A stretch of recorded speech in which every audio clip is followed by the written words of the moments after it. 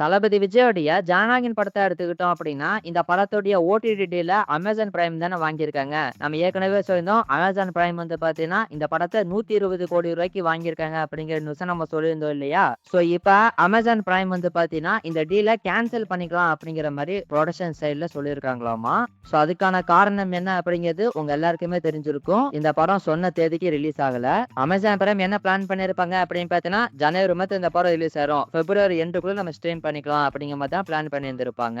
So இப்ப சொன்ன டயத்துக்கு படம் ரிலீஸ் ஆகாததுனால இப்ப இந்த டீலை கேன்சல் பண்ணிக்கலாம் அப்படிங்கிற மாதிரி அமேசான் பிரைம் பார்த்தீங்கன்னா சொல்லியிருக்காங்களாமா. ஸோ இப்ப மூவி டீம் வந்து என்ன சொல்ல போறாங்க அப்படிங்கிறது கிளியரா தெரியல. இந்த டீலை கேன்சல் பண்ண போறாங்களா, அப்படி இல்லைன்னா அமேசான் வந்து அமௌண்ட்டை மட்டும் கம்மி பண்ணுங்க அப்படிங்கிற மாதிரி சொல்ல போறாங்களாங்கிறது கிளியரா தெரியல. ஸோ என்ன பண்ண போறாங்க அப்படிங்கிறத நம்ம வெயிட் பண்ணி பார்க்கலாம். அண்ட் அதே மாதிரி ரிவ்யூசிங் கமிட்டி பார்த்தீங்கன்னா இந்த படத்தை மார்ச் 17ஆம் தேதி பார்க்க போறாங்க அப்படிங்கிற நியூஸை நம்ம சொல்லியிருந்தோம் இல்லையா? அண்ட் அதே மாதிரி இன்னும் ஒரே வாரத்துல பாத்தீங்கன்னா இந்த ஜனநாயகன் படம் எப்ப ரிலீஸ் ஆக போகுது அப்படிங்கிற அபிஷியல் கன்ஃபர்மேஷன் நம்மளுக்கு வந்துடும் நினைக்கிறேன். ஏன்னா மார்ச் 17ஆம் தேதி இந்த வாரத்துல ரிவ்யூசிங் கமிட்டி இந்த படத்தை பார்த்துருவாங்க. அண்ட் அதே மாதிரி இந்த வாரத்துல பாத்தீங்கன்னா தமிழ்நாடு எலெக்ஷனுடைய டேட்டையுமே பாத்தீங்கன்னா அனௌன்ஸ்மெண்ட் பண்ணிடுவாங்க. ஸோ இன்னும் 4-5 நாளுக்குள்ள அனௌன்ஸ்மெண்ட் பண்ணிடுவோம் அப்படிங்கிற மாதிரி எலெக்ஷன் கமிட்டி பாத்தீங்கன்னா சொல்லியிருக்காங்க.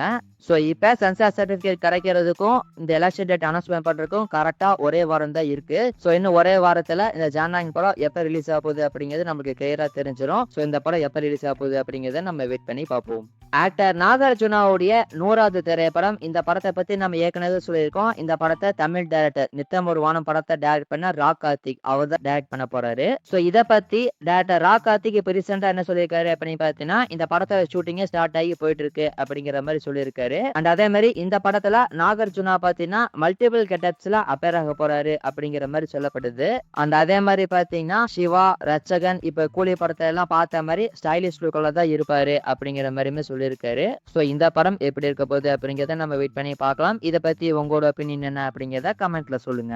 ஆக்டர் யோகி பாபு இப்ப ரீசெண்டா ஒரு இன்டர்வியூ கொடுத்திருக்காரு. அண்ட் அதுல ஜெயலலிதா படத்தை பத்தி அவர் என்ன ஷேர் பண்ணிருக்காரு அப்படின்னு பாத்தீங்கன்னா, இந்த ஜெயலலிதா படம் வந்து தரமா வரப்போகுது. சோ பார்ட் 1ல என்னோட கேரக்டர் ஒரு ஸ்பெஷல் கேரக்டரா இருந்துச்சு. சோ அதோட இந்த பார்ட் 2ல பாத்தீங்கன்னா என்னோட கேரக்டர் டிஃபரெண்டான கேரக்டரா இருக்கும். அந்த மாதிரி நெல்சன் வடிவமைச்சிருக்காரு அப்படிங்கிற மாதிரிலாம் சொல்லியிருக்காரு. சோ அது வந்து இந்த படத்தோட ஃபேன்ஸ்க்கு ரொம்ப பிடிச்ச மாதிரி இருக்கும் அப்படிங்கிற மாதிரியுமே சொல்லியிருக்காருங்க. சோ இவரு சொல்றத வச்சு பார்க்கும்போது இந்த ஜெயலலிதா படத்துல யோகி பாபுவோட கேரக்டர் பாத்தீங்கன்னா ஒரு தரமான கேரக்டரா இருக்கும்னு நினைக்கிறேன். சோ எப்படி இருக்க போகுது அப்படிங்கறத வெயிட் பண்ணி பார்க்கலாம். அண்ட் அதே மாதிரி இதே இன்டர்வியூல பாத்தீங்கன்னா இந்த AA22 A6 படம் இருக்கு இல்லையா, அந்த படத்துலயுமே நான் நடிச்சிருக்கேன் அப்படிங்கறத கன்ஃபார்ம் பண்ணிருக்காரு. சோ ஏற்கனவே அட்லியோட இயக்கத்துல வெளிவந்த ஜவான் அந்த படத்துல சின்ன கேரக்டர்ல யோகி பாபு வந்திருந்திருப்பாரு. சோ அதே மாதிரி இந்த AA22 படத்துலயுமே அட்லியோட இயக்கத்துல யோகி பாபு நடிச்சிருக்காரு. ஆக்டர் SK உடைய சேவன் படத்தை எடுத்துக்கிட்டோம் அப்படின்னா இனிட்டேலா மூவி டீம் பாத்தீங்கன்னா இந்த மாசமே படத்தோட ஷூட்டிங் ஸ்டார்ட் பண்ணிக்கலாம் அப்படிங்கிற மாதிரி தான் பிளான் பண்ணியிருந்தாங்க. ஆனா தாய் கிழவி படம் எந்த அளவுக்கு சக்சஸ் ஆயிருக்கு அப்படிங்கிறது உங்களுக்கே தெரியும். சோ அதனால அந்த படத்தோட செலிப்ரேஷன் அப்படிங்கிறது இந்த மாசம் ஃபுல்லா போக போகுது. சோ அதனால மூவி டீம் பாத்தீங்கன்னா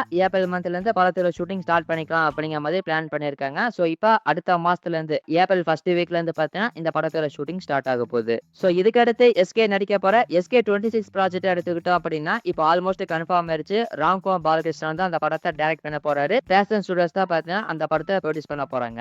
சோ இந்த படத்தோட ஷூட்டிங் பாத்தீங்கன்னா ஜூன் ஆர் ஜூலைல ஸ்டார்ட் பண்றதுக்கு பிளான் பண்ணிருக்காங்க அப்படிங்கிற மாதிரி சொல்லப்படுது.